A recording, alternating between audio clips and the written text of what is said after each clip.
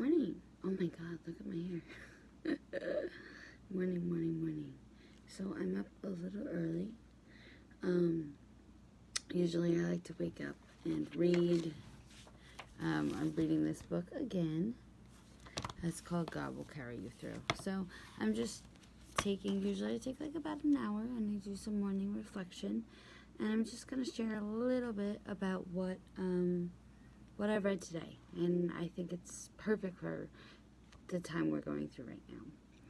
So when I first opened my book, this chapter, it says it won't be painless and it won't be quick, which, telling the truth there. Let's see.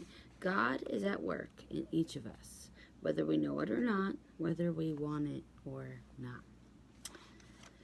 God takes no pleasures in making life hard, in throwing roadblocks in the way. God began doing a good work in you, and I am sure He will continue it unless it is finished when Jesus Christ comes again. I pray that the God of peace will give you everything you need so you can do what He wants. I pray that God will do in us what pleases Him through Jesus Christ, and to know Him be glory forever and ever. For when your faith is tested, your endurance has a chance to grow. So let it grow. For when your endurance is fully developed, you will be perfect and complete, needing nothing. And what I took from that was everything that's going on right now is totally crazy and there's so much happening. But if we let go and let God, things will come our way. Every challenge, whether it is big or small, can equip you for a future opportunity. The Lord will not take back until He fully accomplishes the purpose of His heart. There is nothing trite about your wheelchair, empty pantry, or aching heart. These are uphill, into the wind challenges that you are facing. They are not easy. But nor are they random. God is not sometimes sovereign. He is not occasionally victorious. He does not occupy the throne one day and vacate it the next. This season in which you find yourself may puzzle you, but it does not bewilder God. He can and will use it for His purpose. So I'm starting my day happy. I'm starting my day fulfilled.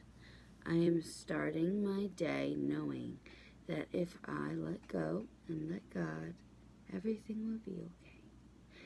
That's why I can get through my day. And I know a lot of people on my page have different religions and believe in different things. And I'm not pushing my beliefs onto you.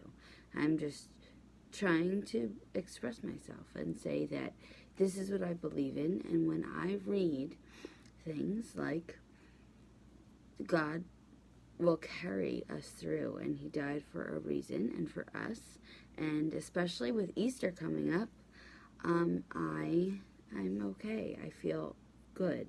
I feel that, things happen for a reason and God has a plan.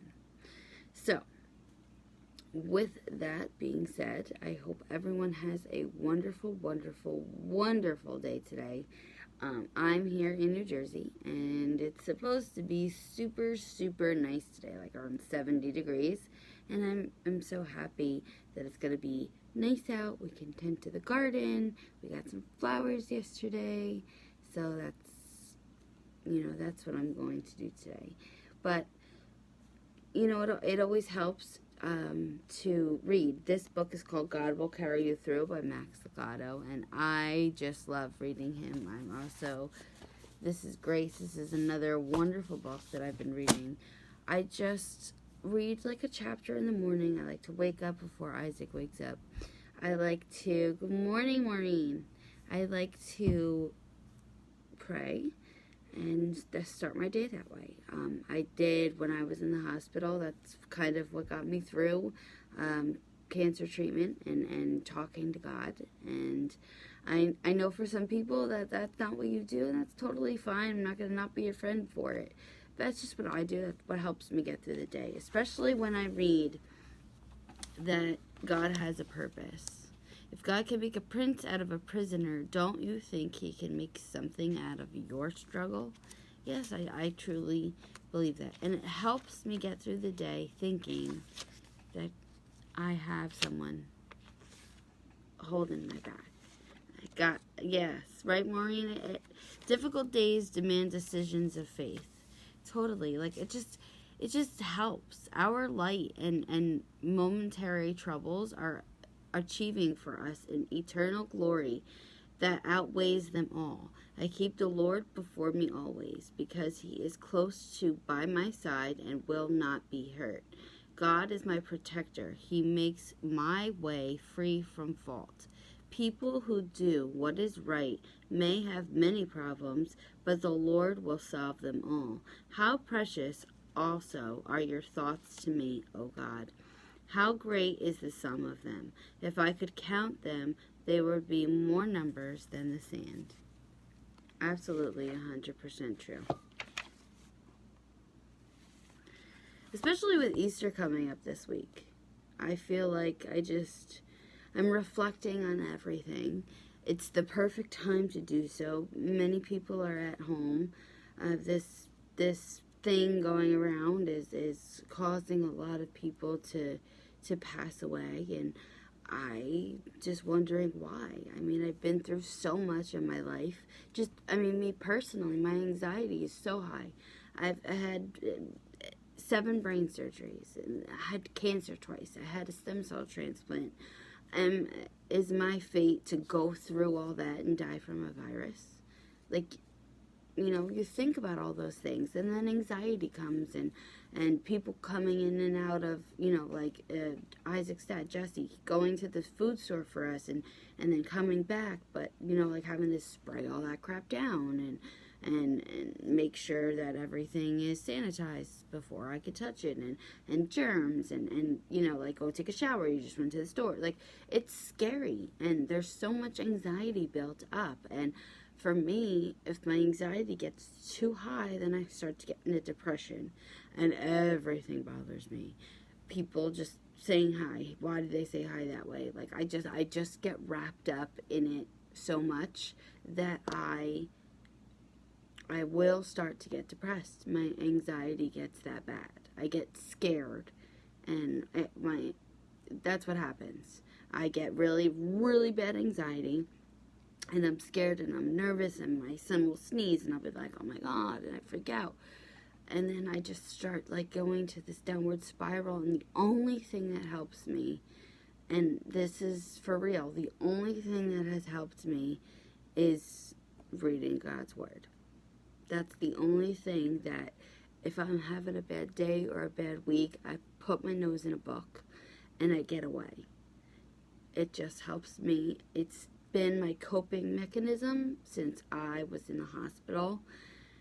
I know that seems weird, but when you're away from your kid and you're away from your family and you don't have people there, you get bored, you get depressed, your anxiety goes up. I'm sure so many other situations, even right now, like you guys are experiencing a lot of what I had to experience, not being able to do anything. I mean, you could still go to the food store and everything, but they're telling you to don't leave your house. Be careful of what you touch. Don't touch this. If you do, wash your hands. Make sure you aren't around people who are sick. You don't know who's sick. You don't know who's been sick. Make sure that you are washing your hands for 20 seconds. If you don't get enough germs, you could still get sick. Their germs live on this and this and that. And it's just all of these things being told to you. It's like anxiety, because in your mind, you're like, don't touch this. Don't do that. Wash your hands. Don't eat this. And you just start going crazy in your mind. And that's how cancer patients feel. So, a lot of the motivation that I find, I like to wake up early before my kid, read a little bit. It doesn't even have to be about God. Something that you love. If you're Jewish, Muslim, Buddha, like, just put your nose in a book. It doesn't have to be about the Bible. That's just what helps me in the morning. I'm just saying that this world is filled so much with anxiety. I mean, especially this week is supposed to be about love and happiness and coming together and family and rebirth and reborn and repurpose, and people are losing their businesses. Small businesses aren't opening. People are having anxiety. Family members are dying. We're scared. We're in our houses. We are just, my goodness, there's so much tension in this world. We need to find hope. We need something that gives us motivation to push through each day, put a smile on our faces, and do what we have to do. Remote learning and teaching our kids at home is hard. You know, having no break, having no clear date of when this is going to be over, having no idea what's going to happen to our life, having no clue. Imagine just being. And having governments telling you can do this and do that and now do this or do that or go to the store. You can only go. One person is allowed from your family. You have to wear gloves and a mask, and it's crazy. And there's so much tension out there in the world and anxiety, and it's going to get rough. I understand that. But you can get through this. You've got this. You are going to get through. Isaac just woke up. He just coughed. So, I'm going to sign off, but I just wanted to give you a little bit of motivation today. Have a wonderful, wonderful, yes, Maureen, 100%. This will pass. This too shall pass. 100%. Have a wonderful, wonderful, wonderful, wonderful day. I hope you guys got a little bit of motivation from what I said. I love you all. Thank you so much for watching. And like I posted a few days ago, if you need to talk, I have a phone number. You can call me. You don't need to tell me your name. If you need some motivation, if you need somebody to talk to, if you need somebody by your side, I'm here for you. Have a wonderful, blessed day. Don't feel bad or anxious or not want to reach out. I got you. Have a wonderful day, guys.